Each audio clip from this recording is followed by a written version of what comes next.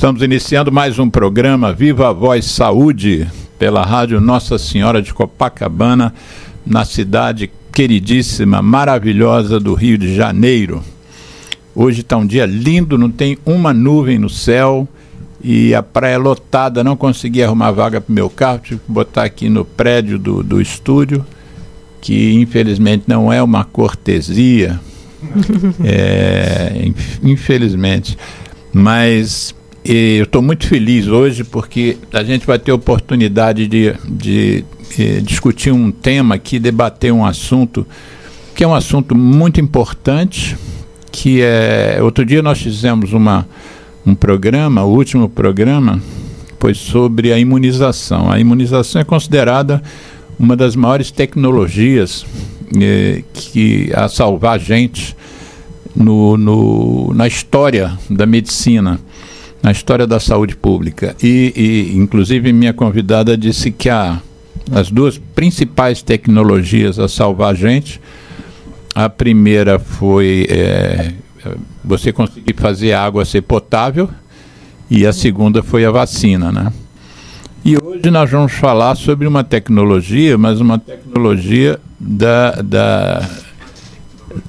não sei se eu chamaria uma tecnologia do divino ou uma tecnologia do ser humano. É uma coisa fantástica que é a amamentação.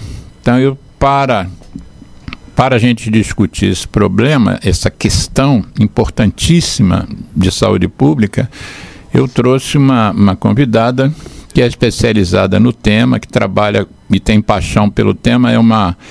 É quase que um critério para a gente trazer aqui um convidado, é que ele não só conheça o assunto, mas seja apaixonado pelo assunto, como foi o caso a semana passada com a enfermeira Nádia Greff, e como está sendo agora com Bruna Fernandes.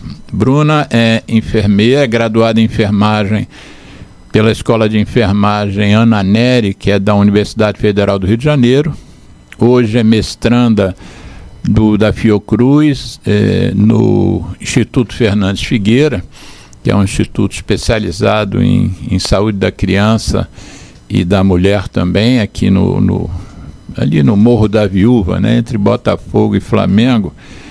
E além disso, ela atua como enfermeira obstétrica na atenção primária de um município fora aqui do Rio de Janeiro, que é o município de Duque de Caxias, onde eu também dou lá uma contribuição profissional atendendo pacientes com tuberculose, que é uma das minhas expertises e é uma das minhas paixões também.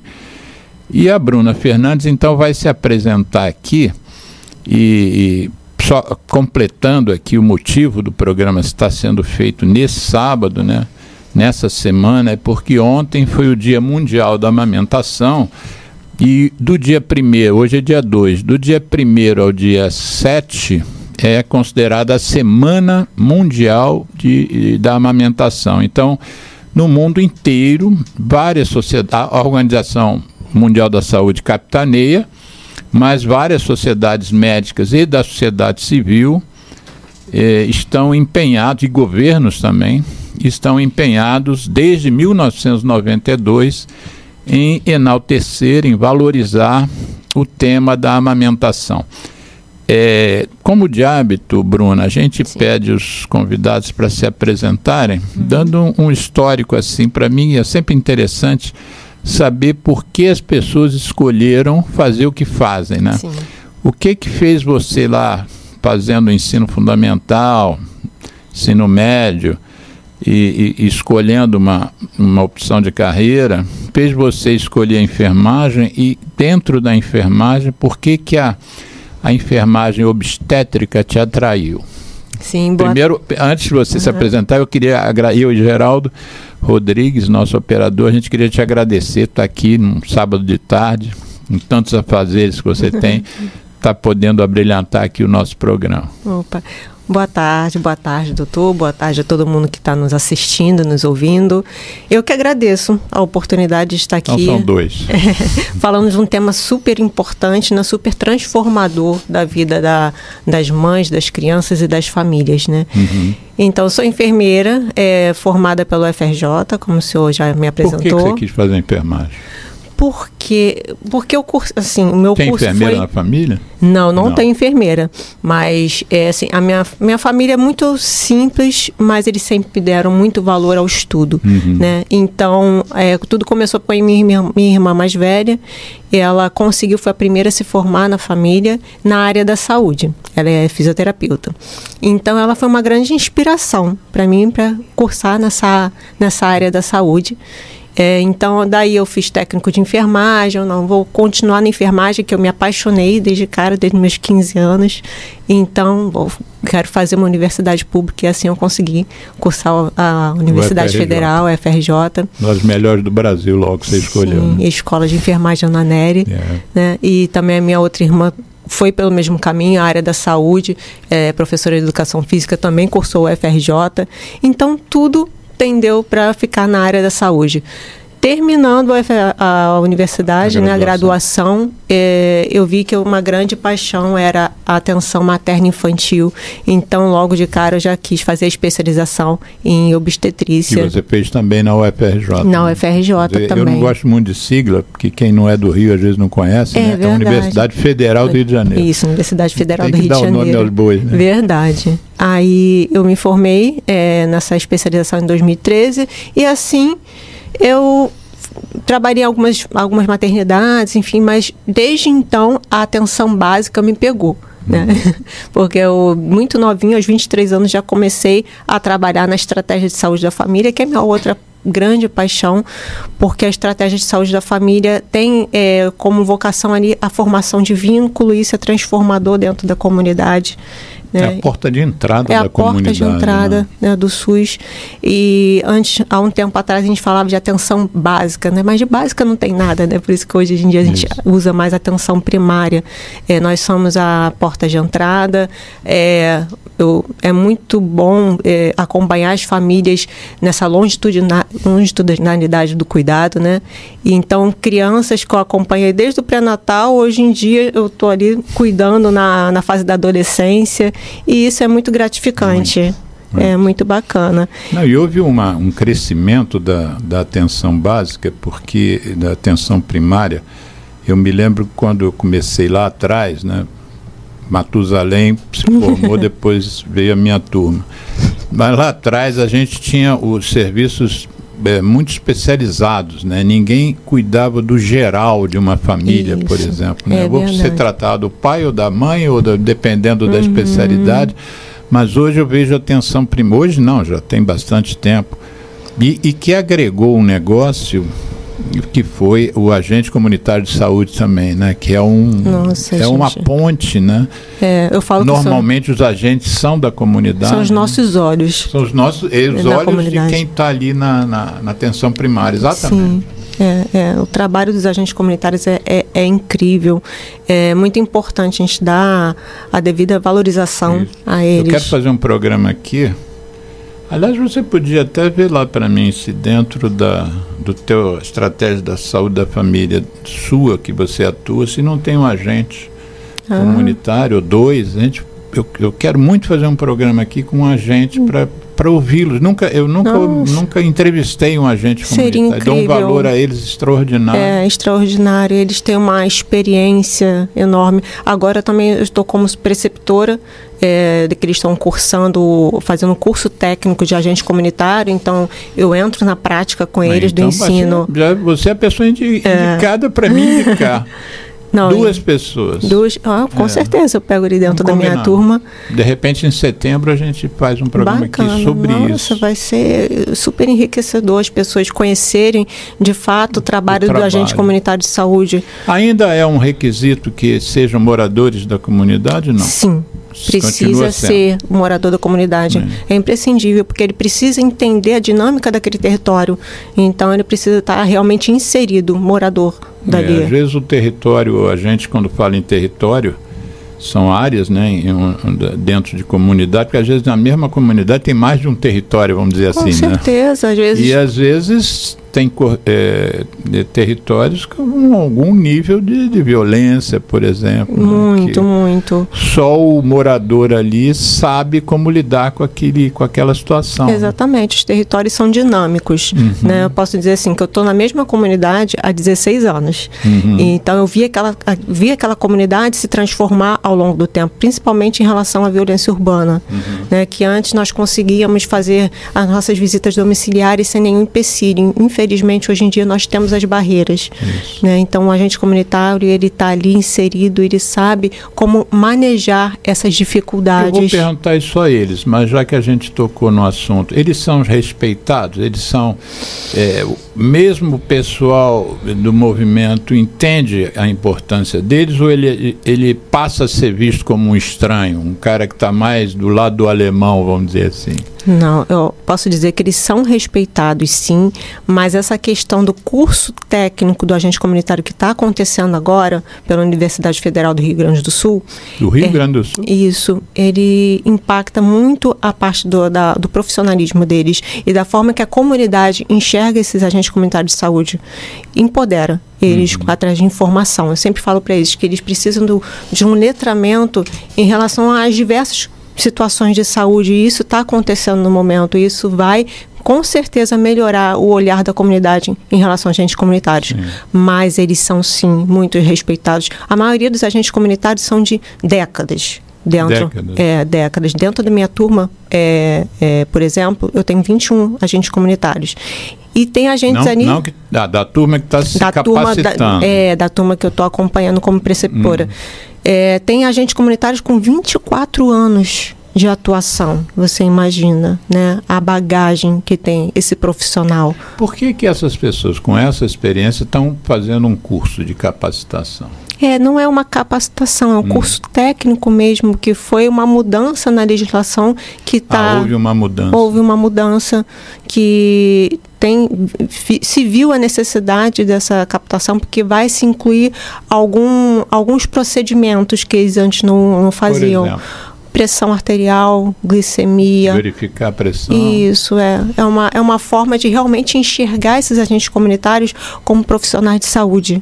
Isso é muito importante para eles. Isso tem se transformado numa mudança também do ponto de vista de honorário, de salário, não? Houve uma mudança importante, sim. Valorizou. Não adianta só valorizar o trabalho. Não é só reconhecer, tem que valorizar também, né? É muito importante para eles, isso aconteceu. Então nós vamos durante a semana a gente já conversa para marcar uma data. Pode. Você escala 2 pessoas. Tá bom. E a gente às vezes faz programas aqui com 2, a gente tem uma outra cadeira que fica ali e vai dar super bem.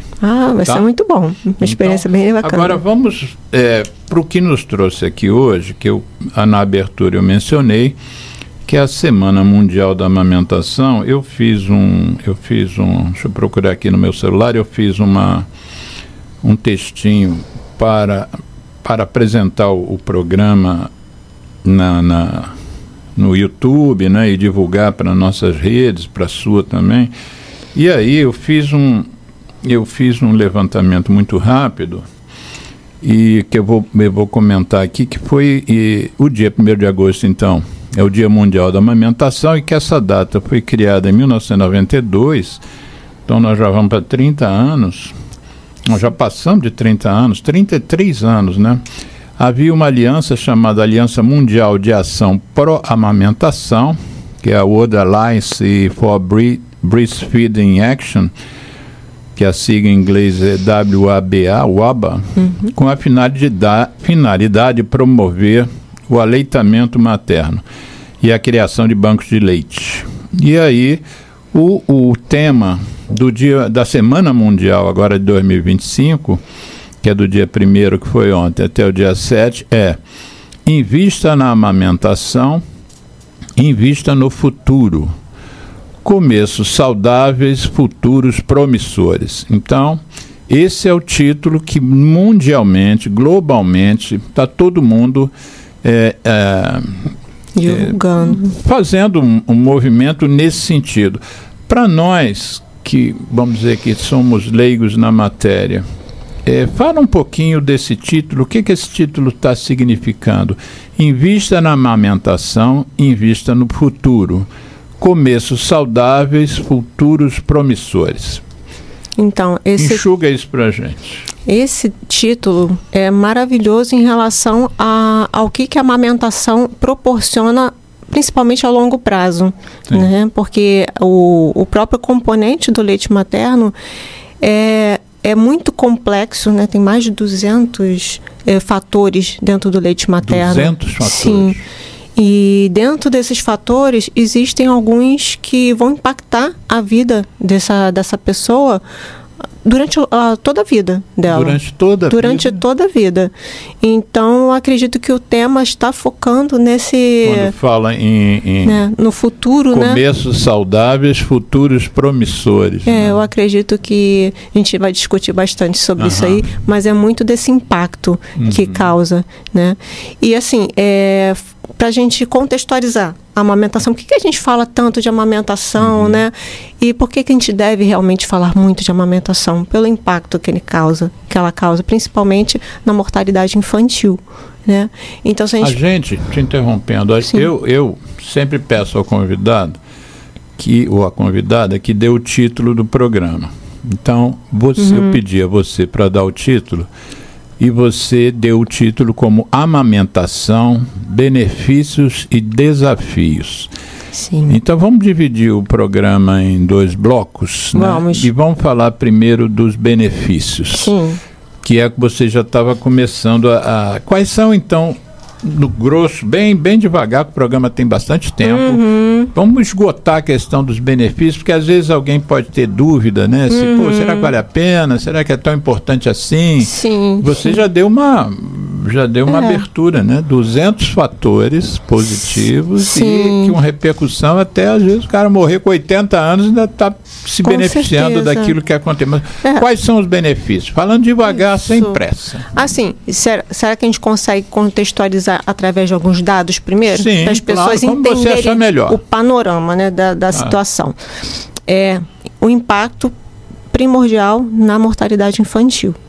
Né? Então, se a gente pegar alguns dados de alguns estudos, principalmente o do ENANI, né, que é o Estudo Nacional de Alimentação Infantil, existe um relatório de 2019 que mostra assim, como é que está a amamentação no momento. Né? Foi um estudo muito interessante. No Brasil ou no mundo? No Brasil. No Brasil. Um panorama do Brasil. Tá.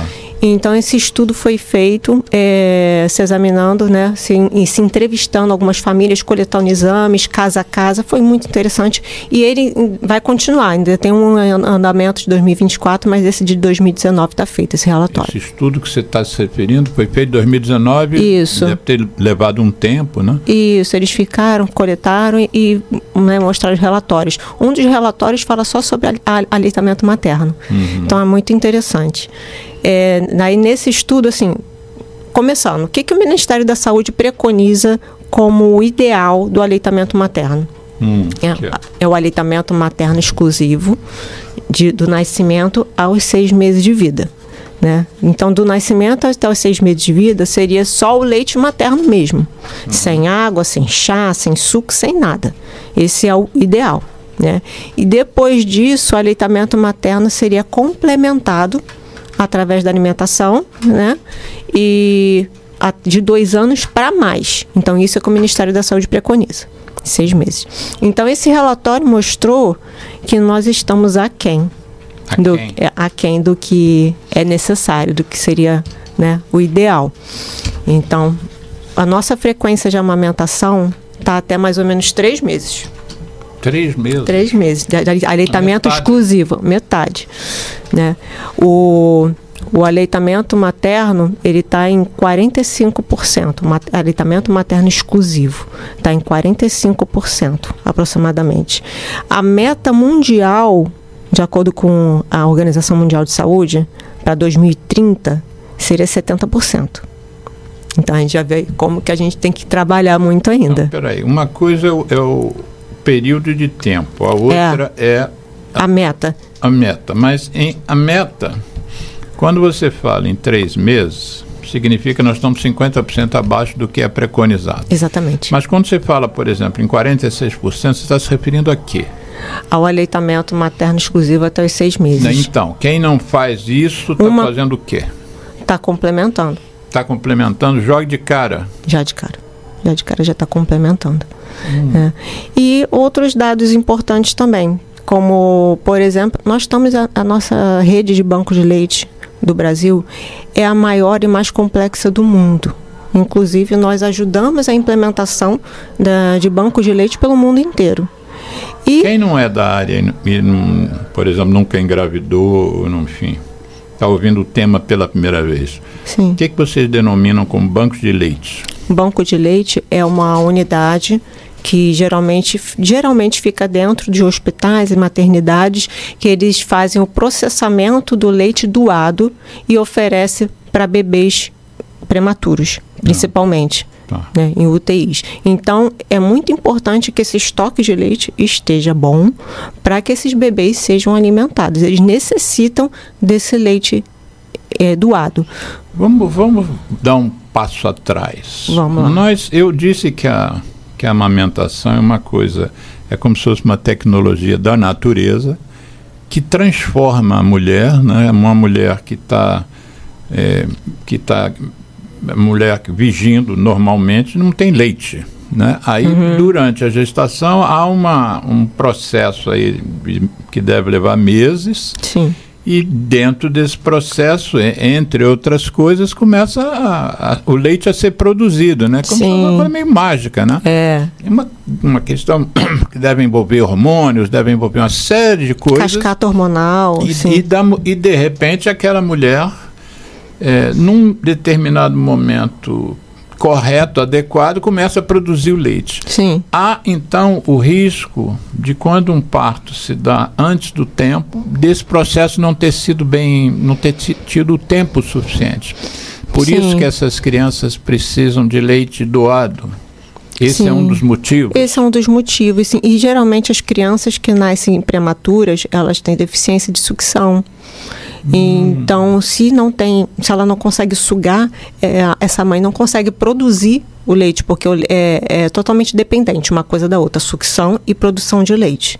Então, essas crianças são mais frágeis, têm condições de saúde mais fragilizadas, então elas necessitam muito do leite materno para se restabelecer. Não tem força para sugar. Não tem força para sugar. Então, como é que se dá isso, então? O leite não estava ali pronto para ser sugado? É preciso que haja o processo de sucção? É um processo dependente. Assim, resumindo assim, em 2 hormônios. São muitos outros, né? Tá. Prolactina e ocitocina. São os 2 hormônios assim, principais da amamentação. Prolactina produz, ocitocina ejeta. Coloca o leite para fora. Né?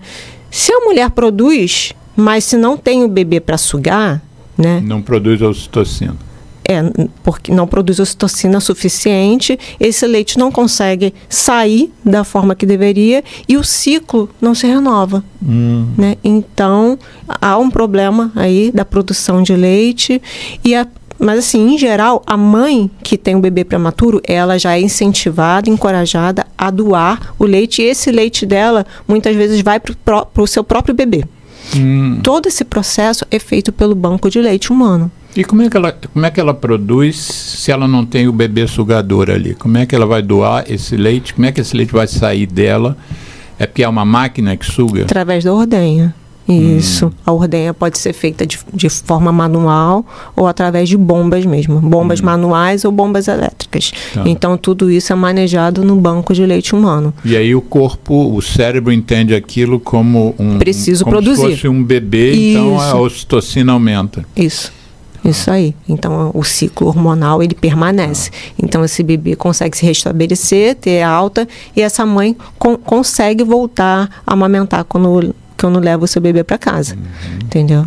Vocês, quando falam em bebê prematuro e que ele tem sucesso, é a partir de quantos meses que você considera, quer dizer, tem o tempo normal, o parto a termo, e até quanto que um bebê pode sobreviver? Com quantos meses de mínimo? Um mínimo, hoje em dia, nós vemos já bebês de 20 poucas semanas, né, com todo o aparato das UTIs. Mais ou menos 5 meses? 5, 6 meses já consegue. Aqueles bebês de gramas, né, de 400, 500 gramas, acontece de tudo certo, de ser sucesso. A menos de 37 semanas a gente já fala que é um bebê prematuro. Abaixo de 37 semanas. Então, esses bebês, eles ficam na UTI se recuperando e é imprescindível dentro desse período de recuperação esse bebê receber o leite materno trabalhado, né, processado através do banco de leite humano. O outro dia eu estava vendo uma matéria sobre o Instituto Fernandes Figueira, que é onde você está fazendo seu mestrado, não é isso? E o Instituto Fernandes Figueira me parece uma referência internacional em banco de leite, né? Sim, sim. Fala um pouquinho do Fernandes Figueira, então, que é um instituto da Fundação Oswaldo Cruz. Né? Isso, ele é pioneiro e é um dos maiores bancos de leite humano que se tem da América Latina, e a rede do Brasil, como eu falei, é a maior do mundo. Então, a rede brasileira é a maior do mundo? Maior do mundo, rede de bancos de leite do Brasil. Então, eles levam toda a parte técnica para se fazer bancos de leite em vários locais do mundo. Então, ele é uma referência do banco de leite humano. Inclusive o diretor do Fernandes Figueira, que agora me fugiu o nome, ele é filho de uma colega minha de turma, a Vitarélia. Como é que é o nome do diretor que está me fugindo? Nossa, agora me fugiu também. Depois o Vitarélia estiver vendo o programa, manda uma mensagem. Tem o João Aprígio, que é um grande estudioso, né, do banco de leite do Fernandes Figueira, e vários outros estudiosos que, enfim, você está fazendo mestrado e a sua, assim, seu foco final, assim, a tese que você vai defender lá na frente, qual é? Só o assunto. Spoiler, porque eu ainda estou trabalhando, né? Ainda não definiu? Não, está mais ou menos definido. É em relação à amamentação e populações vulneráveis, principalmente ligada à violência urbana. Porque essas pessoas... Quer dizer, a violência urbana também afeta? Afeta, porque afeta o acesso à saúde. Claro, de uma forma geral. De uma forma geral, porque... Nós vamos, inclusive, vindo lá da UERJ, nós vamos fazer um programa aqui, que já éramos até para ter feito, mas a convidada estava cheia de compromissos, mas nós vamos falar sobre a questão do acesso à saúde em situações de violência urbana. Ela é uma especialista nesse assunto, mas... Nossa, muito interessante, porque, infelizmente, ele é uma grande barreira à saúde, porque uma das atenções que a gente faz promotoras do aleitamento materno seria a visita puerperal, que é aquela visita que se faz do 1º ao 10º dia de vida, que é onde a maioria dos problemas na amamentação acontecem, né? As fissuras, enfim, muitos problemas. Vamos falar sobre elas. Então, nessa primeira semana é crucial que o profissional de saúde consiga ter acesso a essa família, né? E a barreira da violência urbana, infelizmente, muitas vezes impede que isso aconteça. Então, né? Mesmo os agentes de saúde que nós dissemos que são da comunidade, que têm respeito dentro da comunidade, eles estão treinados para dar esse apoio nessa área, ao seu ver? Eles estão dependendo do como é que a equipe trabalha esses agentes comunitários, né? Nas atualizações. E esse curso técnico, ele vai abordar também a saúde da mulher, a saúde da criança. Então, vai ser fundamental que eles se capacitem para ele ajudar nessa parte também. Porque muitas vezes o profissional não consegue chegar, mas um agente comunitário, estando dentro da comunidade, né? Ele pode ajudar bastante. E você disse que a sua tese de mestrado deve ser amamentação em populações vulneráveis. Que outras vulnerabilidades você já identificou, além da violência urbana? Olha, são tantas, por exemplo, a própria família, ela pode ser um agente tanto protetor quanto dificultador do processo. A família? A família, porque tem muitas pessoas, assim, com mais idade, que há um tempo atrás a amamentação ela não era tratada como hoje, como primordial, que não pode dar água, não pode dar chá.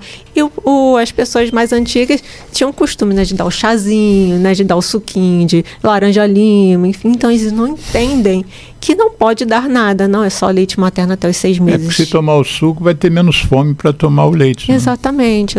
Isso acontece também com os dispositivos, tipo chupetas, as chuquinhas, então isso tudo, mas isso a gente vai entrar nos desafios. Isso, desafios. A gente vai conversar mais para frente. Tá. Entendeu? Mas são, muitas vezes a falta de informação dessa rede de apoio dessa mulher é um fator que dificulta muito o processo. Então nós estamos falando de amamentação, mas por outro lado, você tocando na história dos bancos de leite, dá para entender por que esse dia, a Semana Mundial de Amamentação foi criada há 33 anos atrás, porque muitas crianças podem morrer se não tiver leite, né? Se não tiver um banco de leite em todas as regiões onde essas crianças nasçam, né? Exatamente.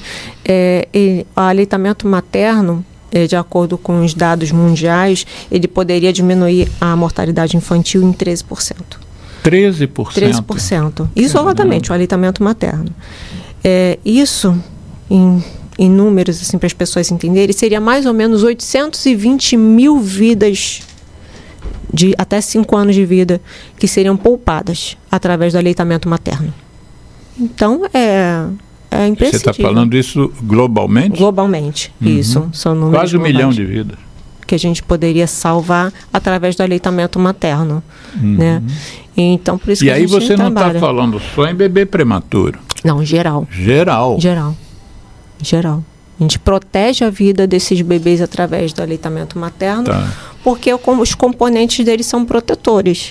Então, já está aí um dos benefícios do título do programa, é aumentar, reduzir muito, no caso aqui em 13%, a mortalidade infantil. Sim. Até 5 anos, né? A mortalidade infantil por diarreia, por infecção respiratória, por várias outras infecções. Por exemplo, diminuir a morte por infecção respiratória, eu que sou pneumologista, mas não pneumopediatra, mas sou pneumologista, é porque você aumenta a imunidade que protege contra a infecção. Exatamente, isso. Dentro dos componentes do leite materno, tem os nutrientes, né, que é a água, vitaminas, minerais, proteínas, enfim, os componentes nutrientes. Tem os componentes imunoprotetores, né? Então, esse leite produz ali imunoglobulinas, né, que são fatores de proteção, assim, que as mães entram em contato, por exemplo, as mães entram em contato com diversos patógenos, ela vai produzir os anticorpos contra esses patógenos e vai passar para o bebê essa proteção, os anticorpos. Então, é muito protetor o leite materno, nesse sentido, de proteger contra as infecções. Sim. Entendeu? E a gente fala em relação até ao tema, né, do proteger o futuro, né? Tem uma coisa que a gente chama de epigenética, que está sendo muito estudado agora. Cada dia mais. Porque o leite materno também tem essa modificação da epigenética, né? Porque tentando assim explicar de forma simples para as pessoas, a epigenética, né, tem um DNA, então o leite materno teria a capacidade de ligar e desligar certos genes. Me corrija se eu estiver falando alguma coisa mesmo. Por aí, né? Desligar e ligar genes protetores, né? Então, essa criança, ela vai ter marcadores ali na sua genética que vão proteger ela até de fatores tumorais. Então, são benefícios realmente para a vida toda. Os motivos que você, no início, disse que pode proteger a pessoa até o final da vida dela. No final da vida. Se tiver sido bem amamentada. Sim. O que você... a gente vai falar nos desafios, mas eu não queria deixar passar isso. A amamentação exclusiva, ela, vamos dizer assim, ela não tem custo, a não ser o custo da mãe se alimentar, né, adequadamente para ter condições de produzir o leite. Mas o que você justifica que a gente não tenha nem 50% de amamentadoras e nem 50% do tempo que seria adequado, no mínimo 6 meses? Olha, assim, a amamentação, ela vem, esses números, eles não estão bons, mas já estiveram bem piores. Bem piores. Então, a gente está no momento de avanço e de melhoria dessas taxas de aleitamento materno. São muitos os desafios, principalmente desse manejo do aleitamento materno, como eu falei, nos primeiros dias de vida, né? Essa mãe, ela precisa, essa mãe não, né? Que a gente foca muito na mulher, mas é uma questão da família, né? E da comunidade também, da rede de apoio. Precisa ser instruída durante o seu pré-natal. Isso que eu ia falar, né? Porque às vezes você deixar para instruir só depois que a criança nasceu. Aí fica bem difícil. Essa mulher, ela precisa entender como que é o processo da amamentação, a produção de leite, o que vai acontecer, né? Porque tem aquela questão que muitas pessoas acham que é instintivo. Não, toda mulher nasce sabendo amamentar, todo bebê nasce sabendo sugar. Não é assim, né? É muito complexo e muito difícil muitas vezes. Então, essa família, ela precisa ser preparada através da atenção básica, principalmente. Não necessariamente fazendo uma crítica ao atendimento universal, mas qual é o seu feeling em relação a isso? Os pré-natais estão dando atenção a isso e estão fazendo isso que você está dizendo, capacitando a gestante e a família durante esse período? Qual é o teu feeling? Então, questão de experiência, assim, né? Eu acredito que temos que melhorar. E temos muitos entraves, né? Porque muitas vezes o profissional, ele quer dar atenção à amamentação, mas aí tem a questão da demanda de atendimento, que ele não consegue um tempo, né? Uma oportunidade para falar adequadamente sobre a amamentação como deveria ser, né? Então, acredito que tem uma boa vontade dos profissionais, mas tem os entraves. Isso pode ser feito em grupo, por exemplo? Pode. E é o ideal. Porque ideal, assim, né? você pensa, numa consulta de pré-natal em que a gente tem que abordar os mais diversos temas e exames. E atender 20 pessoas num turno, enfim, às vezes mais. Né? Não tem como a gente dar aquela atenção, né, que precisa para o aleitamento materno. Então, os grupos de gestante entram como um aliado. E material audiovisual? Seria o próprio Ministério da Saúde, ele fornece muito material.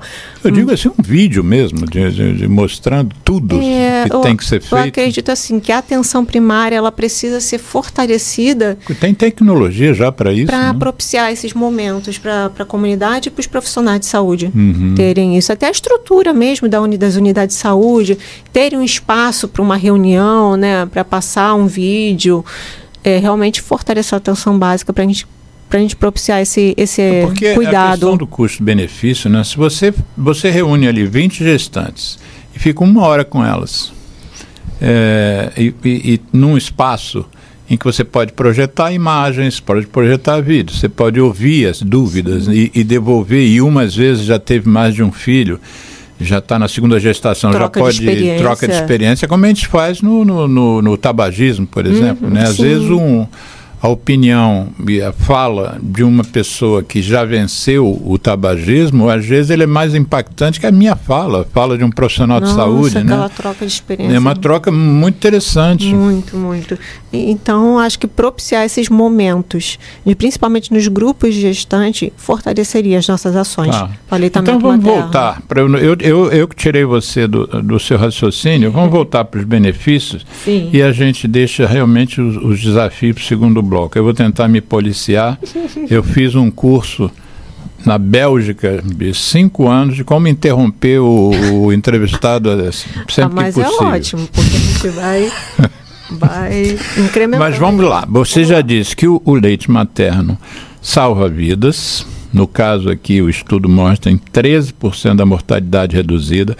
Ele é fundamental para os bebês prematuros. Teria, assim, uma estimativa, que a gente fala em bebê prematuro individualmente, mas quantos bebês prematuros entre a totalidade dos bebês que nascem? Tem uma ideia, assim, por alto? É muito frequente esse fenômeno de prematuridade? A prematuridade é frequente. Frequente. É frequente. Eu não tenho um número aqui agora para te passar, mas é frequente. É muito frequente. Ocorre bastante. Então não é um problema que isso não precisa se preocupar porque é raro, não é assim. É muito frequente e assim, como eu estava falando dos dados e rede de banco de leite humano, né? Mais um dado mostrando que a gente está aquém. né? Brasil, como o pioneiro, né, da rede de banco de leite humano. Você disse que é a maior rede do mundo. Do mundo. A taxa de doação, de doadores de leite humano está em 4,8. 4,8. Olha, essas mulheres, muitas, não sabem nem como doar, em que situação doar leite. E, frequentemente, nós escutamos que os estoques de bancos de leite estão baixos e que precisam de doadoras, mas muitas não sabem nem que existe. Qual seria? Você falou em metas, por exemplo, falou que a OMS acha que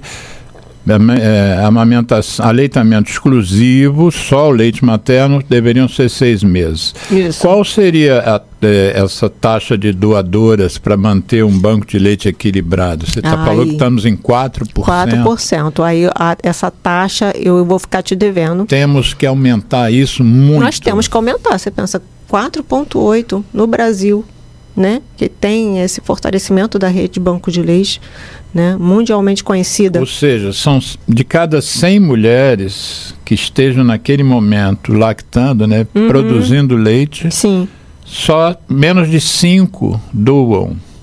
E essa doação, por exemplo, você não está tirando, pergunta de absoluto leigo, né? Sim.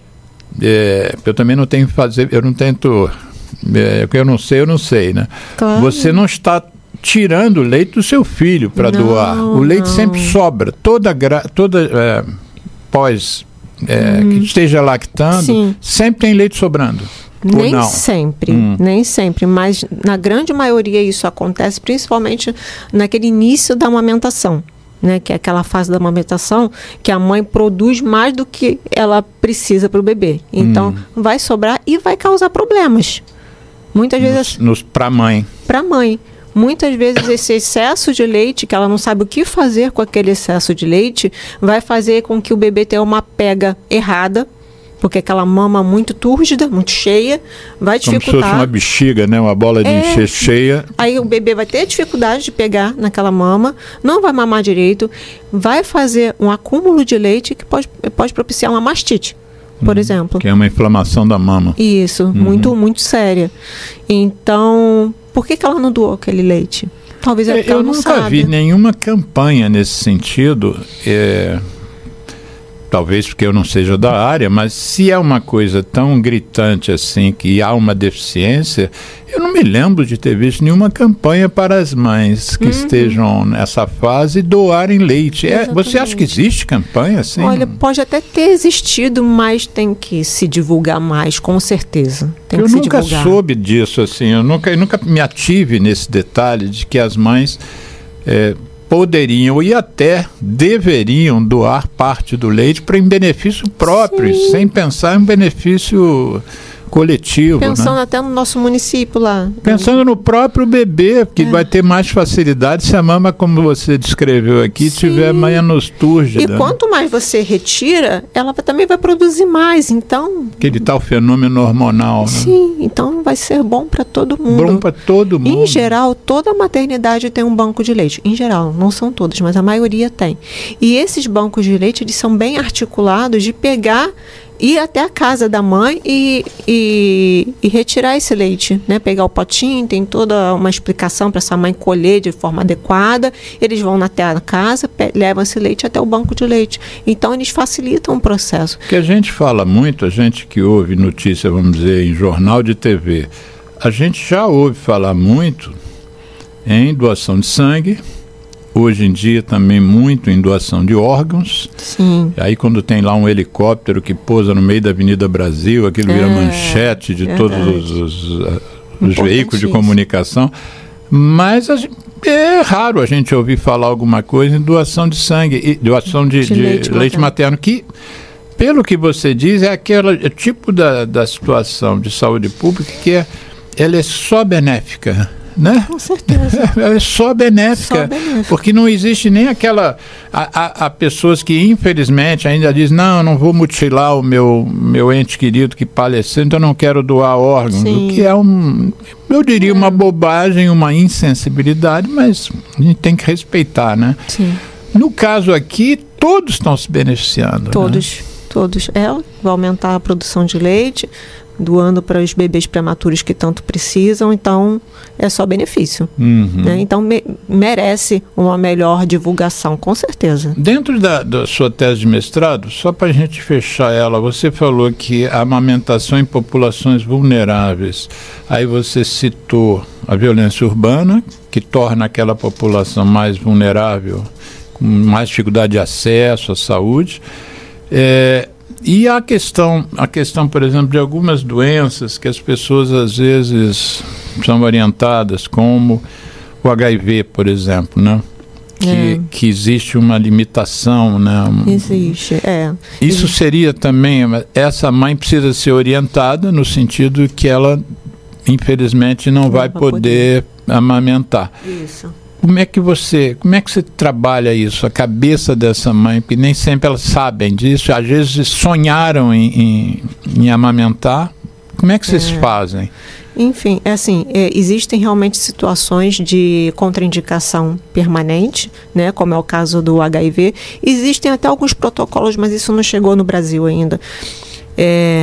De fora que propicia a amamentação em algumas situações com mães em HIV, né, com a carga viral zerada, enfim, mas isso ainda não está aqui, não é protocolo do Brasil. Então aqui o HIV realmente ele é a contraindicação, como outros problemas, poucos problemas, como o vírus do HTLV também, que é um vírus que até pouco tempo a gente não fazia a triagem em relação a ele. Né? Muitas mães tinham e não sabiam, e agora com a Rede Aline, né, que reformulou a Rede Cegonha.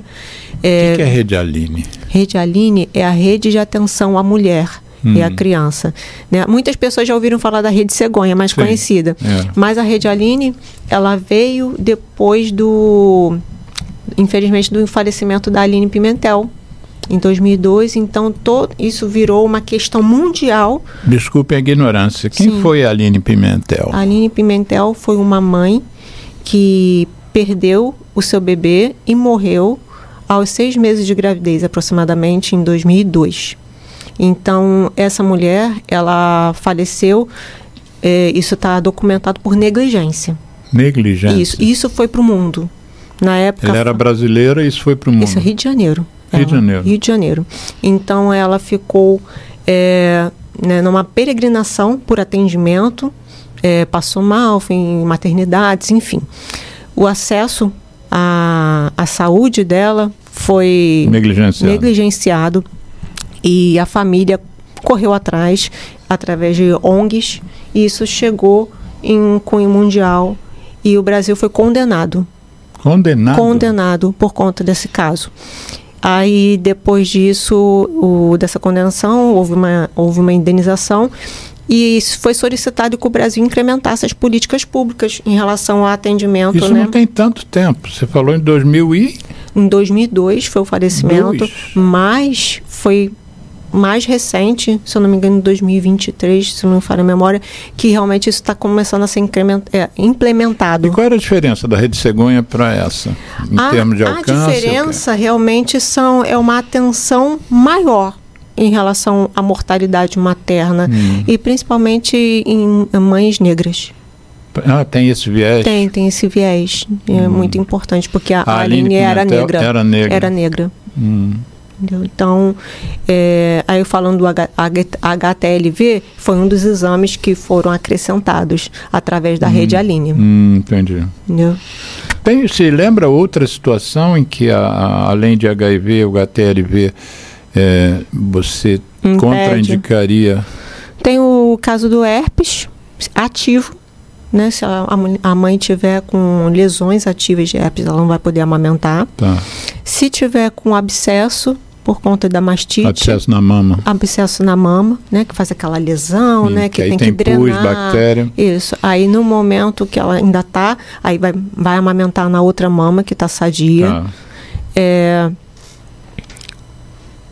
São poucas situações. E tem algumas situações de doença aguda em que se faz o acompanhamento naquele momento e se tiver algum problema na mama, recorre à mama que está sadia, enfim, mas O que não pode permanentemente mesmo é o HIV e o HTLV. E em termos de benefícios, nós não esgotamos. Aumenta a imunidade, aumenta a oferta de nutrientes, enfim. Quais são os outros benefícios que você identifica? Tem um benefício cognitivo, né? Cognitivo. Isso, que já foi em diversos estudos mostrando que a criança fica mais inteligente mesmo, através do leite materno. Frigir dos ovos, fica mais inteligente. Fica mais inteligente. O que explica isso? A composição do leite materno, assim, ela é tão complexa que tem a parte intestinal, né? Que a gente fala do bioma, né, intestinal. A parte do bioma intestinal, né? Então. Esse bebê, quando ele nasce com o intestino estéril. A gente fala, né? Não tem nada ali naquele intestino. Tem limpinho, não tem nada. Então, nenhum fungo, nenhum vírus, nada. Aí, dependendo da forma que ele nasce, né? Aí tem a parte também do parto normal, parto cesárea, que interfere nessa microbiota ali intestinal. E se ele ser amamentado, naquela primeira hora de vida mesmo, esse intestino ele vai ser todo colonizado por bactérias do bem. Né? Então, essa colonização por bactérias do bem, isso vai influenciar também não só a saúde intestinal, mas com a saúde do organismo inteiro, inclusive a parte cognitiva. Então, né, o leite materno tem prebióticos, tem probióticos, a gente ouve muito falar aí, né? Tem o kefir, o iogurte, que influencia naqueles alimentos. Então, o leite materno tem tudo isso. Tudo isso. Para deixar essa saúde aí. Quanto mais a gente está conversando, mais eu fico pensando naquele lá atrás, naquele dado de que só se amamenta aqui 3 meses ao invés de 6, que só 46% das crianças dos bebês estão recebendo leite materno. É uma coisa incompatível, né? Porque você já tem a informação, né? É benéfico em tantas... Você falou em 200 fatores de proteção, né? Outros benefícios. A questão fala um pouco sobre o afeto, né? Aquela questão da mãe estar ali, a criança ouvindo o coração da mãe na hora que está amamentando. Como é que vocês trabalham isso? Isso também é verdade, isso? É verdade, Esse momento da amamentação. Melhor o vínculo. Vínculo, exatamente. O vínculo da mãe com o bebê, é o contato pele a pele, é o batimento, é o cheiro da mãe, tudo isso melhora esse vínculo, com certeza.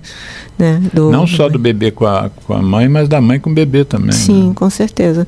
E tem até a iniciativa Hospital Amigo da Criança, né, que já é antiga, e ela propicia muitos, né, os 10 passos do aleitamento materno, tal, principalmente na parte do âmbito hospitalar. E um dos passos, né, se fala muito do contato pele a pele. O que é o contato pele a pele? Nasceu, bota no colo da mãe, bota em contato com a mãe, né? Então, assim que nasce, lá na sala de parto ainda. Isso também favorece muito a questão do vínculo, melhora a questão do aleitamento materno. Então, nasceu, coloca um contato pele a pele por pelo menos 1 hora. Né? Então, esse é o ideal. Aí, nessa hora, se maneja também o aleitamento materno. Isso tudo também contribui para a melhoria do vínculo. O bebê, quando nasce lá na maternidade, a primeira sugada que ele vai dar é quanto tempo depois que ele nasceu? Imediatamente. Imediatamente? Imediatamente. Já nasceu e já pode colocar no colo da mãe. Muitos bebês até vão procurando mesmo o seio materno. Que você disse, botar no colo da mãe, mas eu não achava que era só colocar no colo, não estava já sugando. Não, já coloca, já posiciona. É instintivo na criança de sugar? Ela já nasce com vontade de sugar? É instintivo. Muitos têm um pouco mais de dificuldade na sucção, isso tudo é trabalhado, mas é instintivo. Então, você já se coloca numa posição em que o bebê possa buscar essa mama, e aí você já vai propiciando o contato pele a pele, que melhora a hipotermia, né, vínculo, enfim, vários benefícios, e também já vai ajudando o bebê a pegar o colostro, né, que é aquela primeira porção do leite materno, que é importantíssima, né? Por que é importante? Porque tem muitos fatores de proteção, muitos anticorpos ali para o bebê. E tem muito desses componentes também que vai proteger esse intestino. Então, é importante que o leite materno seja realmente o primeiro alimento que esse bebê entra em contato quando nasce, tá? Para proteção. Então, o Geraldo já está anunciando aqui que está na hora da gente fazer um intervalo. Tá bom. O Geraldo é implacável. Ele diz que o programa de rádio tem que fazer um intervalo.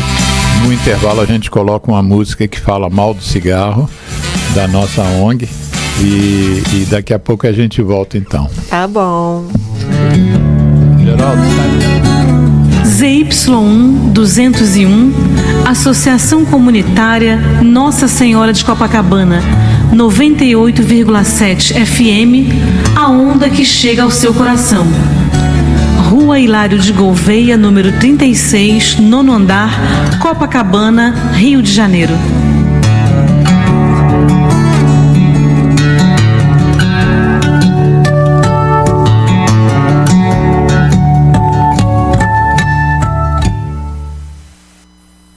Eu me chamo Tony Garrido, junto de Vange Souza, a gente convida a dizer não ao cigarro, não ao tabaco.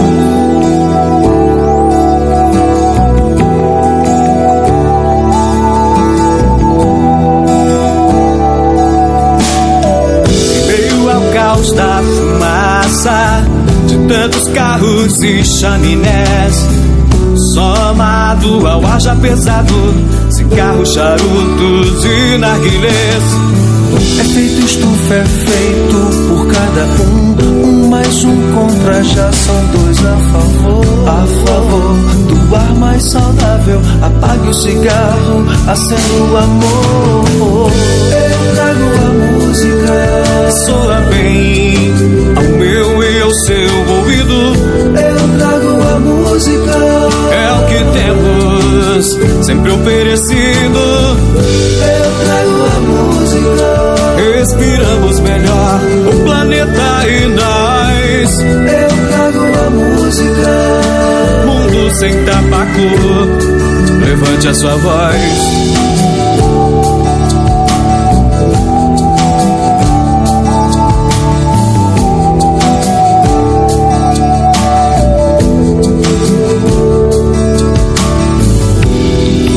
Eu trago a música, soa bem ao meu e ao seu ouvido. É o que temos sempre oferecido. Eu trago a música, respiramos melhor o planeta e nós. Mundo sem tabaco, levante a sua voz.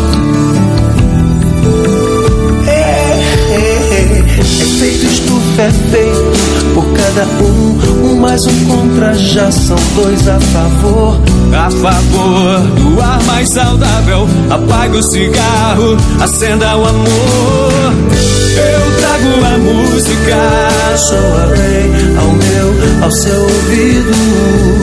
Eu trago a música, é o que temos sempre oferecido.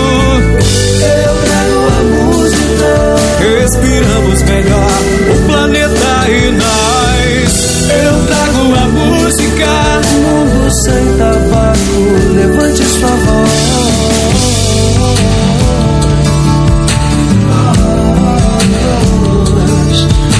Levante a sua voz, levante a sua voz.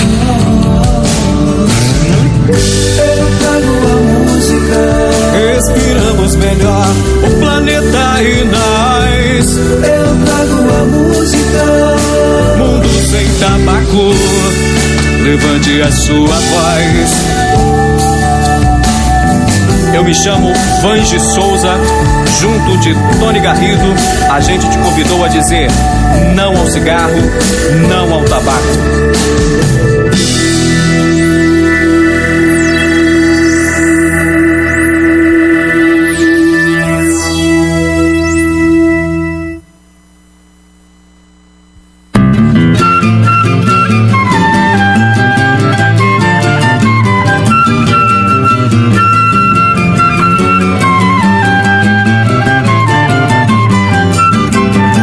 Eu sou fumante fumante à luz do sol e do neon. Quem não gosta de cigarro desconhece o que é bom. Pra tosse também não sabe que a bronquite infernal, juntamente com pigarro, são meu charme matinal. Vivo soprando por aí muita fumaça, com alegria, pose e graça, perfumando os salões. E assim de cores consegui os tons mais belos. São meus dentes amarelos e marrons os meus pulmões. Para meus brônquios alcatrão é vitamina e a doce nicotina, esperança de troféu. Pois do tabaco hei de ter a minha flor, um fantástico tumor que me levará ao céu. Mas se não ganho, afinal, o caranguejo, ainda há um desejo que eu quero consumado. Já que eu não posso ter de tudo, eu quero parte, pelo menos um infarte pra também ser safenado. A impotência não assusta, camarada, vale mais uma tragada que o prazer sexual. Um enfisema não está fora dos meus planos, pois fumante há muitos anos, o evento é natural. Uma gastrite duodenal, uma esclerose, finalmente em dupla dose, sei que um dia vou ganhar. E vou vivendo assim feliz a minha vida, até que a morte bem sofrida possa então nos separar.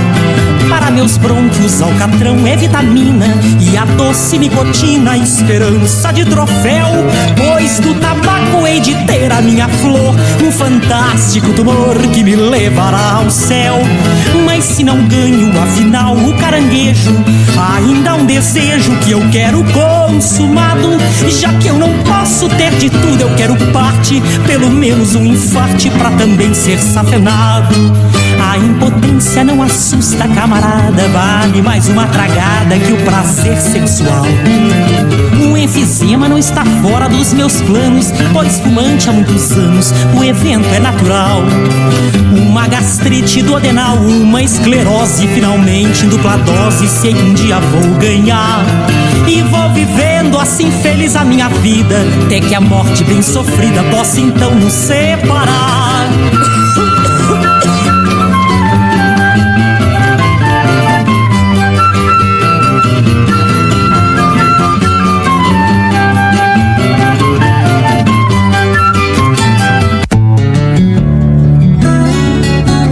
ZY1 201, Associação Comunitária Nossa Senhora de Copacabana, 98,7 FM, a onda que chega ao seu coração.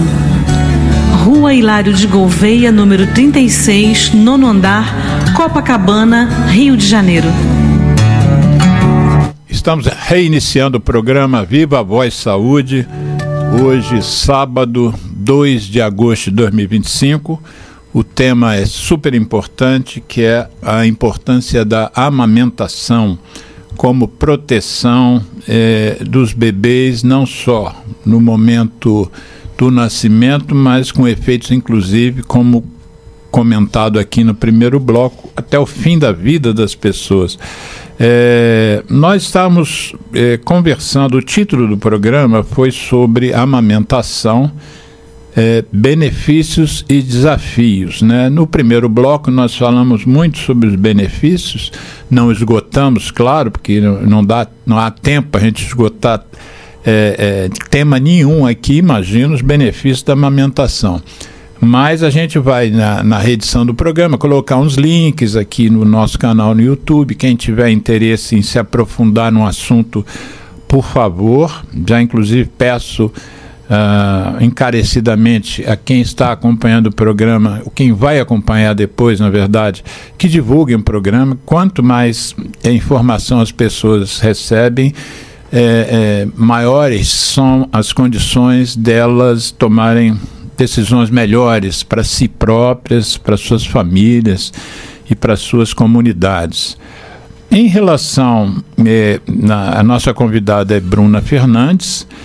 Eu só vou voltar atrás um pouquinho, que o Geraldo Rodrigues, nosso operador, colocou duas músicas que a gente trabalha tabaco. Uma é o Trago a Música, de autoria do Vange Souza, interpretada pelo próprio Vange Souza e pelo Tony Garrido. Eu trago a música para não tragar a fumaça assassina dos cigarros, né?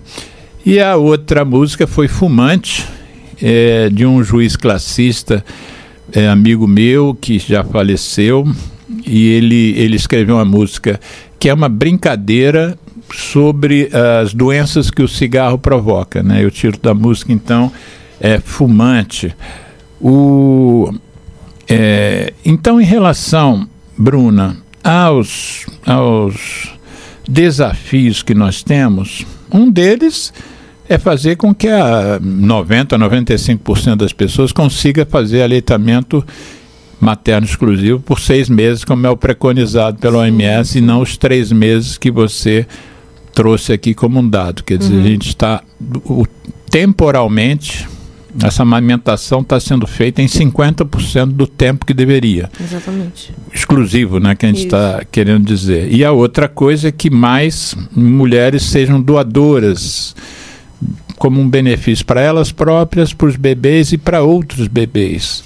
Sim. Além disso, você tem que ter um número percentual maior de mulheres que amamentem, né, de fato, né? Sim. Quer dizer, tudo isso já são desafios que estão dados, né? É verdade. Vamos a outros desafios. Outros desafios.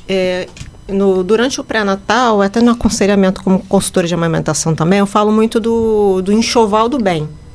O que acontece? Muitas mulheres, elas acabam se adiantando, comprando coisas que podem dificultar a amamentação. Por exemplo? Chupeta. Por exemplo.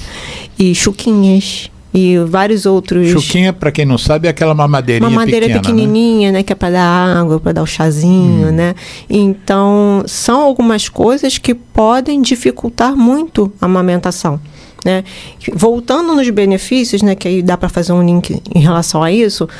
O aleitamento materno fortalece a musculatura do rostinho do bebê, e isso vai fazer com que ele fale melhor, entendeu? Só que quando esse bebê ele usa uma chupeta, por exemplo, além de atrapalhar a amamentação...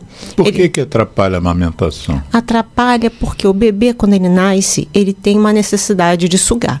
Então, muitas mães ficam até um pouco mais cansadas, porque o bebê não sai do peito, ele está fazendo meu peito de chupeta, né? Mas, na verdade, isso é bom, porque quanto mais o bebê está ali sugando, mesmo que seja não só para se alimentar, mas para se acalmar, enfim, ele está sugando, ele está favorecendo a produção de leite, que quanto mais ele suga, mais leite é produzido.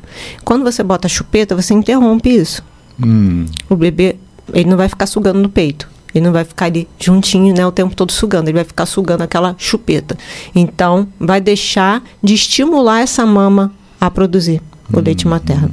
Fora isso, a chupeta tem outros problemas, porque ela modifica a mesma anatomia da boquinha do bebê. O céu da boca fica mais arredondado, o dentinho fica, enfim, má oclusão, que os dentistas falam.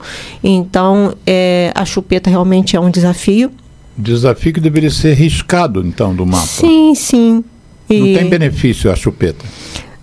Assim, o benefício até no Brasil é preconizado que não se use. Lá fora tem alguns órgãos que falam que não, que pode ser porque em relação a bebês que têm algum tipo de dificuldade, alguma doença, pode acalmar, pode facilitar, mas isso não é uma norma pra gente, não. Né? Então, preconizado chupeta não ajuda e atrapalha. Né? No caso então, isso tem que ficar claro, né? Chupeta não é um artigo que se deva comprar para o seu enxoval. As chuquinhas e mamadeiras também não. Por quê? Se você vai botar um bebê em aleitamento materno exclusivo, ele não vai precisar de chuquinha. E se porventura essa mãe precisar se ausentar e alguém vai oferecer esse leite materno para esse bebê, não é bom que seja em chuquinha, em mamadeira, em nada disso, porque o bico, ele faz o que a gente chama de confusão de bico, confusão de fluxo. Né? O que acontece? É muito diferente. O bico do seio materno, ele é muito diferente do bico de uma chuquinha ou de uma mamadeira. Então, o bebê, se ele se acostumar com aquele fluxo, que é muito mais fácil de uma mamadeira, quando ele for para o seio materno, ele não vai querer, ele vai se irritar. Então, isso vai ser um fator que vai dificultar a amamentação também. Quando você falou, a mãe às vezes tem que se ausentar, qual é o período legal para quem tem carteira assinada de afastamento no trabalho no pós-parto? A mãe. Infelizmente, 4 meses. 4 meses. Aí quando você fala que a OMS e o Ministério da Saúde preconizam 6 de aleitamento materno exclusivo, ou seja, é só o leite da mãe. Vamos imaginar, isso nós estamos falando de quem tem carteira assinada, que é aquela mulher que vende bala no sinal, ela não tem nem uma semana se ela não vender, de repente, se ela for mãe solo, não entra dinheiro nenhum, né? Qual é no caso dessa, ela tem uma licença de 4 meses e precisaria no mínimo mais 2 meses de aleitamento exclusivo. Qual é a recomendação para essa mãe? Então, dentro da legislação, a gente tem esse problema, né, que infelizmente a licença vai até 4 meses, só as empresas que são vinculadas à empresa cidadã que vão até 6 meses a licença. Eu não conhecia esse termo. O que é empresa cidadã? São as empresas que são vinculadas a esse programa, empresa cidadã. Aí tem esse benefício. Eles recebem algum tipo de benefício do governo e devolvem dessa forma. Direitos para os trabalhadores. Esse direito para a mãe, que aí favorece bastante a amamentação. Esse é um dos direitos que as empresas cidadãs dão. Isso. Que o projeto dá, né? E que o projeto dá. Aí seriam 6. 6. Mas, no geral, CLT, 4 meses. Então, o que acontece? Muitas mulheres, quando se veem nessa fase de que tem que retornar ao trabalho, elas pensam que vão precisar deixar de amamentar. E não é por aí. Né? Só que isso é uma conversa que tem que ser feito ao longo até desde o pré-natal, como eu falei antes. Né? Não dá para do nada, não. O que a gente vai fazer agora? Não, tem que se preparar. Né? Então, essa mulher, ela pode armazenar o seu leite materno em casa. Não precisa de acessórios, nada? Acessórios depende do que ela se sentir mais confortável para fazer, né? Mas o que eu oriento é que ela pode ir treinando 1 mês antes. Como é que é esse treinamento? É a ordenha do leite materno, que pode ser feito por bomba elétrica, pode ser feito por bomba manual ou manualmente mesmo.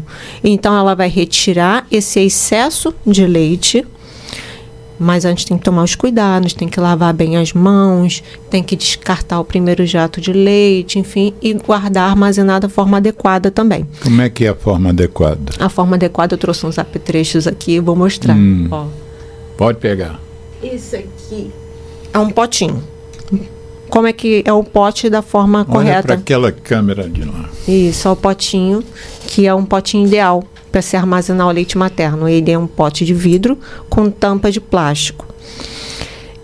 Tudo que se vai entrar em contato com o bebê tem que se esterilizar pelo menos uma vez por dia, por 15 minutos. Então, esse é o cuidado, o primeiro cuidado que você tem que ter. Isso? Então, você vai colocar numa panela com água e deixar ferver por 15 minutos. Depois vai deixar secando, assim, num papel, numa toalha limpa, nada de passar pano, nada disso. Tem que deixar secar naturalmente. Aí esse potinho está preparado para receber o leite materno ordenhado. Então a mulher, ela vai tirar... Uma mulher normal, com uma mama produzindo leite normal, esse potinho, para cada ordenha é o suficiente, esse volume? Então, a armazenagem, a mulher vai ordenhar, vai colocar aqui e vai botar no freezer. Sim. Né? Esse leite pode ficar 15 dias congelado. Mas esse volume é o volume máximo que ela tira numa ordenha? Não, aí o que acontece? Ela vai ordenhar várias vezes por dia, né? Então tem que ter vários potes. Vários, só que ela pode pegar o mesmo pote e colocar por cima. Entendeu? Ela ordenha. Isso aqui é outro objeto bem interessante, chama coletor de leite materno. Então a mulher, ela já pode, durante a amamentação, ela tá dando o peito de um lado e no outro ela coloca esse coletor aqui. Aí ele vai caindo o excedente de leite, ela pode pegar esse leite. Mas ele cai sem ser sugado? É porque ele tem uma sucção. Ó, vou pegar aqui, ó, a forma de colocar. Se vira essa borda, aperta e coloca aqui. Tá.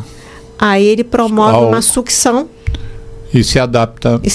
E não cai. E não cai. Não cai. E fica, essa sucção faz o leite sair. E para tirar, como é que faz? que ele está fixo, está preso fixo. Aí tira com cuidado, aí puxando com o dedinho. Com o dedinho assim, ele sai. É, bem delicado e sai.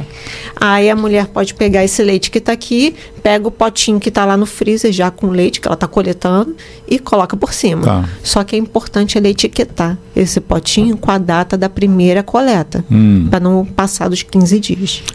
Vamos falar na data então. 15 dias é o máximo, e o leite você está dizendo congelado. Congelado, isso. Esse leite vai ser ofertado para o bebê, como eu falei, não se deve colocar em mamadeiras, chuquinhas e afins. A forma ideal de oferecer esse leite para o bebê seria em um copinho de boca larga. Eu trouxe aqui o melhor. Copo? Isso. Esse copinho aqui de dose é o mais recomendado. Para que ele tenha o diâmetro pequenininho, ele se encaixa bem na boquinha do bebê. E quando for oferecer, não é para entornar da boquinha do bebê. Tem, colocar senão, só encostar na bordinha da boca. Ele não pode aspirar, né? Aí ele vai sorvendo o leite com a linguinha. Ele vai sorvendo leite. Quer dizer, você tem experiência, porque eu assim pensar de ver, isso aí não vai dar certo. Mas dá. Bebê tomando copo? E, inclusive é assim que se faz nas maternidades, na maioria das maternidades. Com copinho. Então quer dizer que a maternidade não deve usar, eles não usam chuquinho, ninguém usa chuquinho. Não usa. Não usa. Essa aqui é uma forma. Outra forma seria essa aqui, que é uma colher dosadora. Né? É como se, que pode dar na colherzinha também. Aí colocaria o leite aqui dentro. Mostra para lá, mostra pra cá. Colocaria o leite aqui dentro. E da mesma forma, encosta a colherzinha na boca do bebê e ele vai sorvendo esse leite. Como é que entra o leite aí? Abre aqui. Isso abre? Abre. Aí coloca aqui. Isso vende em farmácia? Vende em farmácia. É colher dosadora. Colher dosadora. É outra forma de se ofertar o leite congelado e armazenado. Formas seguras. E depois que você congelou, então ele está lá empedrado, aí você tira e ele deixa em ar ambiente. Ou você esquenta ele, enfim. Banho-maria desligado. Como é que é isso? A água ferve. Isso. Você bota lá a panela com a água ferveu, desliga e coloca o potinho lá. Esse potinho de vidro. O potinho de vidro. Claro. Ele vai descongelar, vai ficar em uma temperatura ambiente, mais ou menos em 10 minutos, dependendo da quantidade de leite, e ele está pronto para ser colocado. Tá. E no caso das mães que então, nós estávamos conversando, elas têm que voltar a trabalhar depois de 4 meses. E aí elas vão sair para trabalhar de manhã e vão voltar no final do expediente. A criança normalmente, ela se amamenta quantas vezes por dia? Uma média normal de uma criança. Então, no início da vida, né, não é nem no início da vida, ao longo do primeiro ano, a gente fala muito de demanda espontânea. Né? É o que? Bebê pediu, bota no peito. Mas a média, mais ou menos, é de 2 em 2 horas, de 3 em 3 horas, que o bebê vai sentir essa necessidade de mamar. 2 em 2 horas. E isso ao longo da noite também? Isso. Então, também. Quer dizer, num dia que tem 24 horas, vai ser 12 mamadas, mais ou menos. Tem bebês que lá, a partir de 2, 4 meses, mais ou menos, eles já começam a prolongar o sono noturno. Né? Então, isso pode ficar um pouco mais espaçado nesse sono noturno, mas, em geral, fica nessa média. Tá. Sim. Aí, a mãe que vai sair, ela vai ficar, vamos dizer, com transporte e tudo, ela vai ficar 12 horas na rua.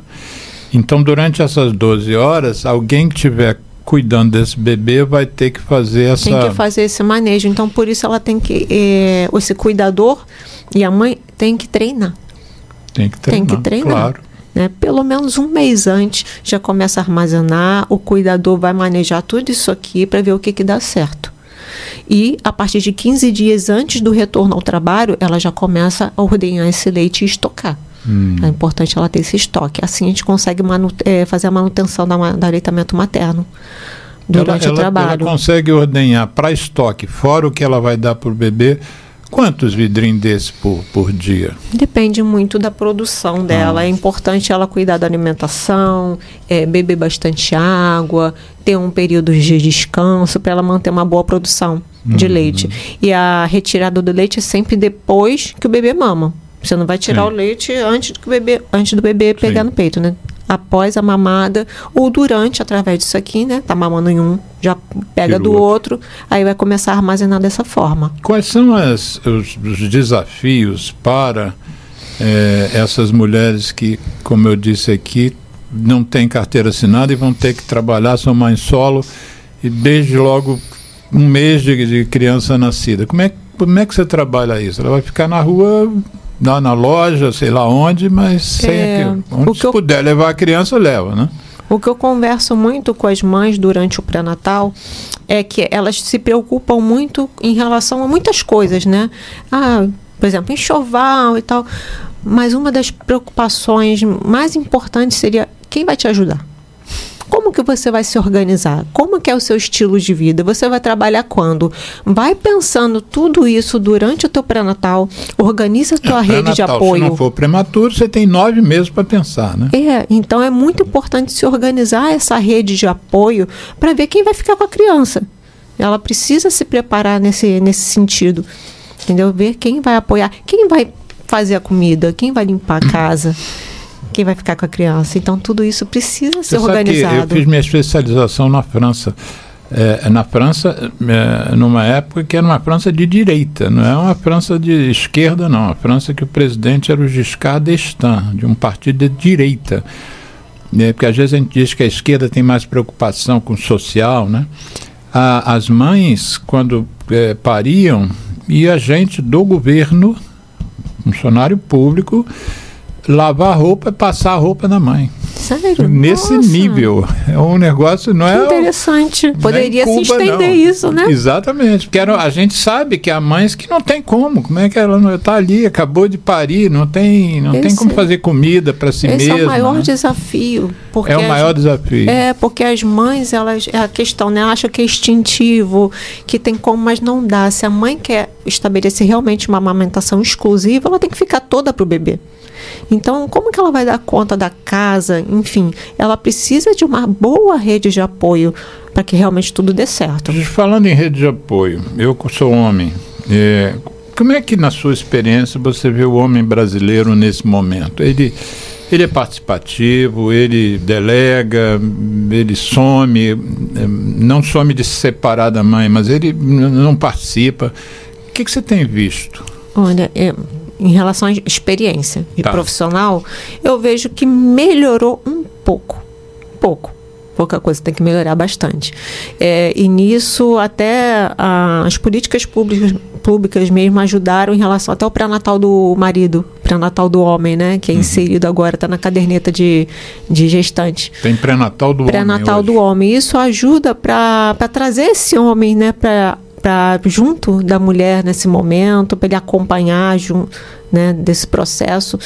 Mas eu vejo que, infelizmente, a maioria das mulheres se queixam mesmo da falta desse apoio. Já começa com a legislação, né? Qual é o período que o homem tem no pós-parto para não trabalhar? 5 dias. 5 dias. Se for aliada à empresa cidadã, 15. 15, o máximo é 15. Mas, enfim... O que são 15 dias? O que são 5 dias, né? Dá para eles manejar em relação a colocar as férias perto do período. Isso aí a gente orienta, né? Não tenta colocar suas férias se for um trabalhador carteira assinada. A gente diz que o homem tem que melhorar muito, e eu reconheço. Inclusive nós já fizemos programa sobre feminicídio aqui, vamos fazer sobre cultura do estupro bem proximamente, que é outro problema também que é inadmissível e está crescendo, infelizmente. Mas eu acho que também a legislação tem que mudar, né? Tem que reconhecer que o papel do homem não pode ser só o de provedor, né? Com certeza. Até porque tem mulheres que também são, muitas que são provedoras, mas se ele só tem 5 dias de licença, ele está lascado, né? Porque 5 dias passam assim, de segunda a sexta, a semana seguinte ele já tem que voltar ao trabalho. Mal dá para ajudar para registrar a criança. Mal dá para registrar a criança, exatamente. Então, isso eu acho que é um espaço que aqui o programa a gente podia tentar ver quem chamar para discutir um pouco essa legislação, né? Como é que isso pode ser mudado? Como é que é em outros países? Em outros países você tem noção de que é a licença paternidade? Não tenho essa informação para te dar, mas estamos muito aquém, realmente, mas é importante ter esse panorama, né? Como que está acontecendo. Porque se é possível fazer isso em Paris e é possível fazer isso em Madrid, por que não vai ser possível no Rio de Janeiro? Será que as empresas quebram se os homens ficarem, por exemplo, 2 meses sem trabalho, né? Sem ir ao trabalho? Eu acho que realmente é uma mudança de consciência e de políticas públicas, com certeza. E de percepção que isso é importante, né? Sim. Porque a dedicação da mãe também, a mãe não pode estar exausta. Para ser tão importante a amamentação, ela tem que ser toda paparicada, entre aspas. Uma mãe exausta não vai nem produzir leite direito. Não vai nem produzir leite. Por falar em produção de leite, eu não poderia deixar passar por causa da minha relação com o tabaco, como é que o tabaco afeta o aleitamento? Porque o que eu sei é que afeta de várias maneiras, né? Como é que você vê isso? Primeiro, é muito comum ainda você ter o casal fumante e às vezes, inclusive durante a gestação, gestantes que fumam e parceiros que fumam e fazem mau ao feto, mesmo que a mãe não fume. Mas em relação à amamentação e o tabagismo, como é que você recomenda às suas clientes assim?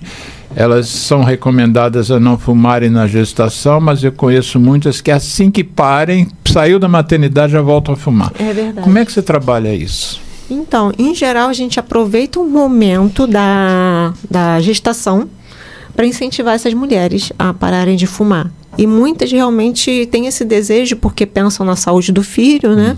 E muitas até enjoam. Que é uma das causas, inclusive, de aborto espontâneo, né? Com certeza, de vários outros problemas seríssimos para a vida. Prematuridade.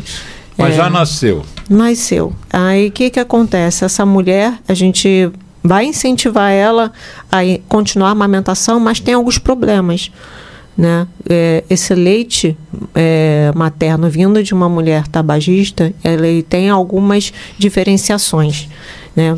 Por exemplo, ele tem um teor de gordura menor, né? Então isso pode impactar aí no peso do bebê. Ele pode impactar também a vida em relação ao sono do bebê, causar irritabilidade, agitação. Também pode deixar esse bebê com mais propensão à obesidade na vida adulta. São alguns pontos que são vários. Mas, assim, diante disso tudo, é importante mesmo dessa forma incentivar o aleitamento materno, mesmo na mãe tabagista. Sim. Não vai deixar de amamentar por ser porque tabagista. Se você colocar na balança risco-benefício, se você pensar, esse bebê já é um bebê que já nasceu vulnerabilizado. Sim, que a mãe já foi exposto, né, ao tabagismo. Então, é uma chance dele resgatar, né, um pouco da sua saúde através da amamentação.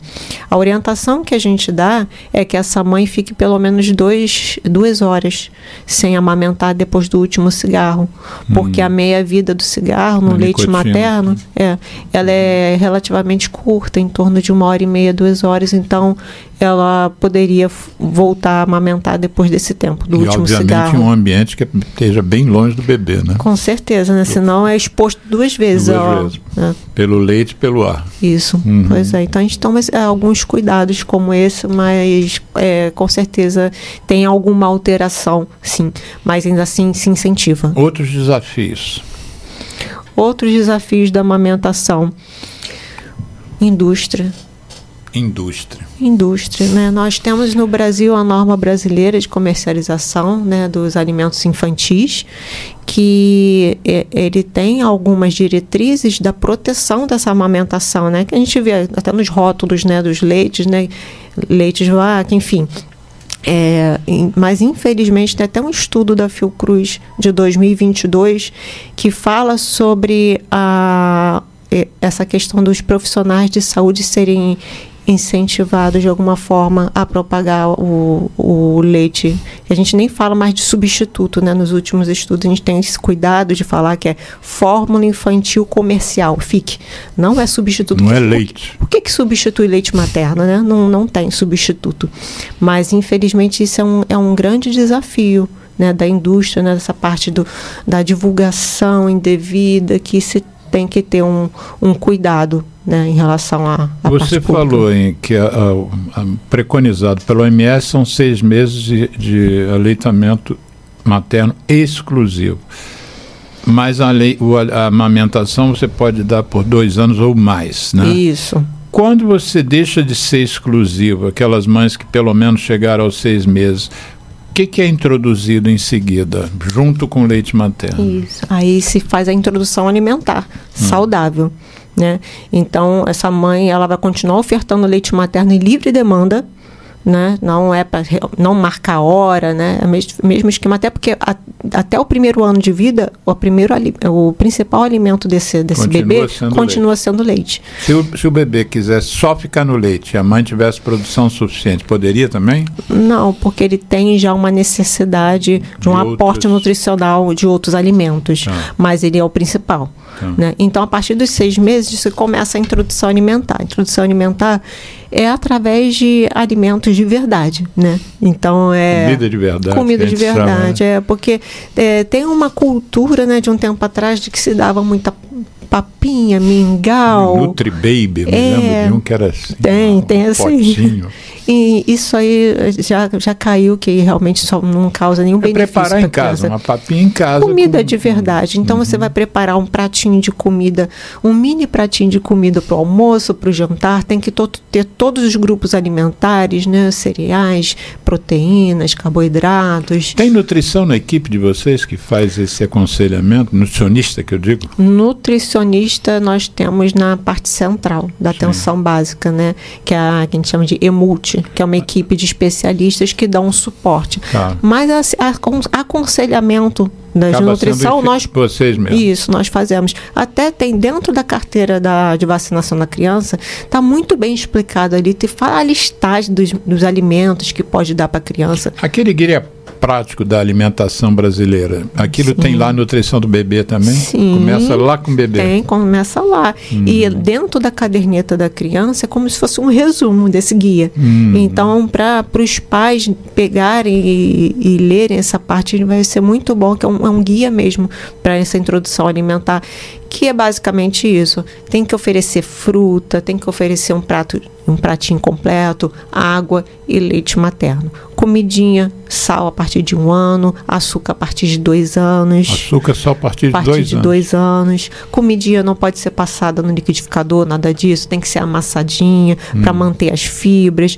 Separadinho, para a criança começar a ter esse primeiro contato com os grupos alimentares, sabor, textura. Então, tudo isso é importante. Isso pode facilitar também lá na frente, né? Porque as nutricionistas, eu vejo que em média, as pessoas têm dificuldade de comer legume e verdura, né? Com certeza. Carboidrato, proteína. De criança que se aprende a comer direito.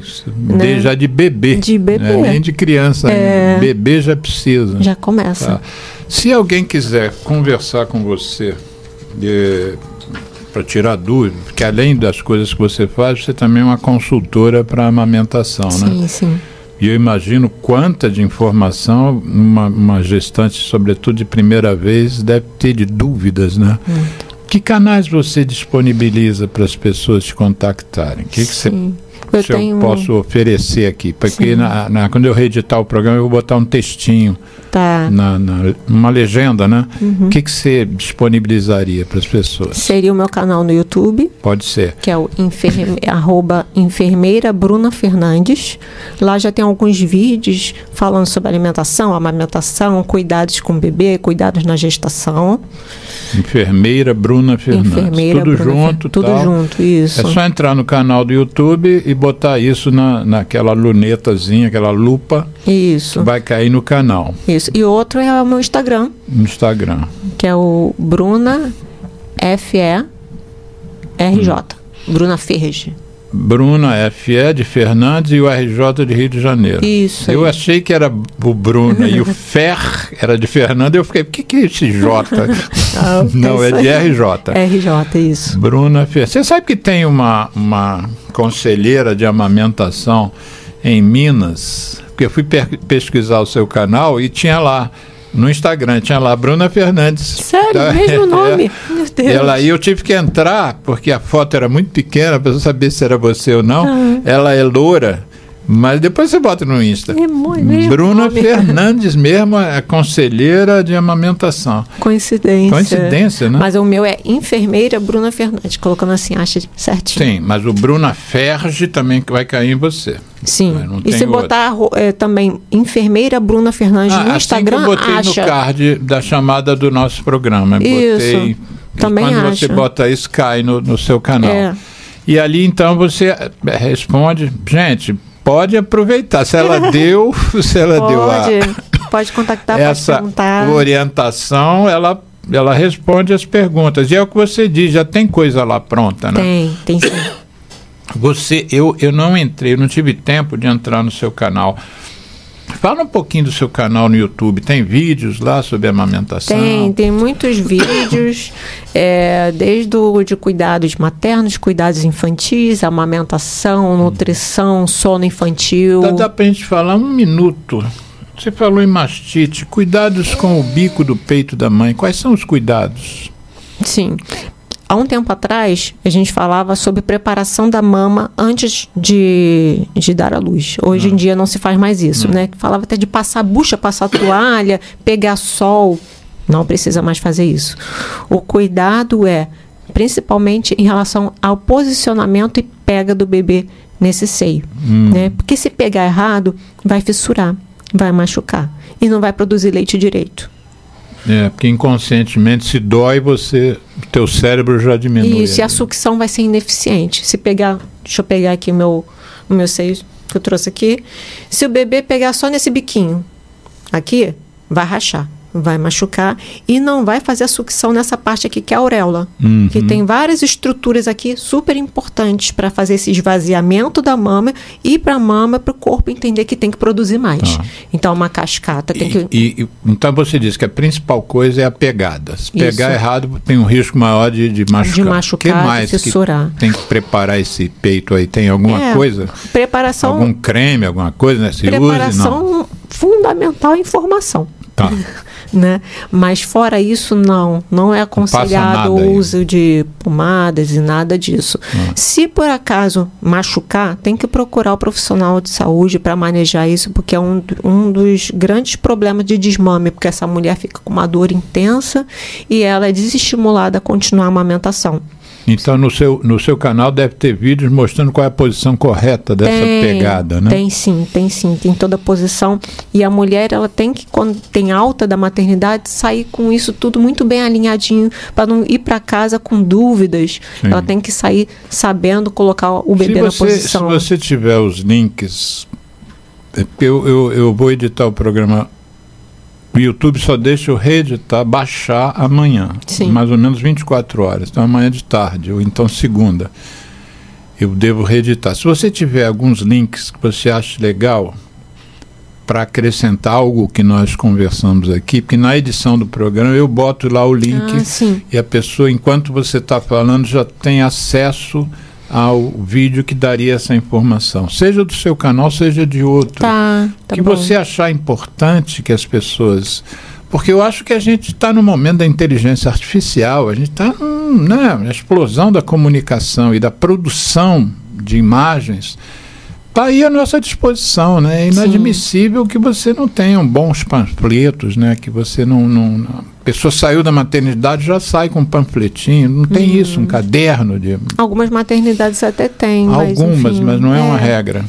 Pois é. Vamos pensar nisso também. Vamos. Tá? Manda o que você já acha que já tem, que já seja bom de esclarecer. Infelizmente, o nosso programa termina, a gente nunca consegue esgotar os temas. Nenhum tema aqui foi esgotado. É muita informação. Temos 3 minutos. Então, eu queria primeiro, nesses 3 minutos, agradecer a tua vinda aqui mais uma vez. Eu acho que foi bastante instrutivo, para mim foi. E eu, como ativista na saúde, já tenho alguns nortes, assim, que eu vou fazer uma certa pressão para que as coisas aconteçam também. Mas, basicamente, eu achei legal o teu conhecimento sobre isso e a tua dedicação Espero que seja um sucesso a defesa do seu mestrado em relação à amamentação e as pessoas em situação de vulnerabilidade. Se você puder me convidar, se você lembrar, eu queria estar presente na tua defesa de tese. E então queria que você desse um aconselhamento para a gente encerrar o programa, olhando para a câmera da verdade ali. Recomende para as pessoas que amamentem, que isso, diga o que você achar que deva dizer. Sim, então, a amamentação, ela salva vidas. Então, se fosse um aconselhamento que eu pudesse dar às famílias, né, como eu falei, a amamentação ela não é só exclusiva da mãe e do bebê. Então, toda a família ela deve se empenhar nesse sentido de se informar, de acolher essa mãe que vai precisar muito de ajuda. Então, promova a amamentação das pessoas que você ama, ajude essa mulher que acabou de ter seu bebê, e a amamentação ela vai promover benefícios ao longo da vida toda desse bebê, e não só do bebê, dessa mãe também, que a amamentação ela é protetora da saúde da mulher também, protege contra o câncer de mama, de ovário, de obesidade, diabetes tipo 2. Então, é de grande importância para a saúde dessa mãe e desse bebê. Geraldo, obrigado. Ouvintes, não deixem de divulgar não só essa versão do vídeo, mas como a versão reeditada de amanhã. Por favor, informação também salva vidas. Verdade. Obrigado, Bruna. Obrigado, barato. Foi ótimo. ZY1 200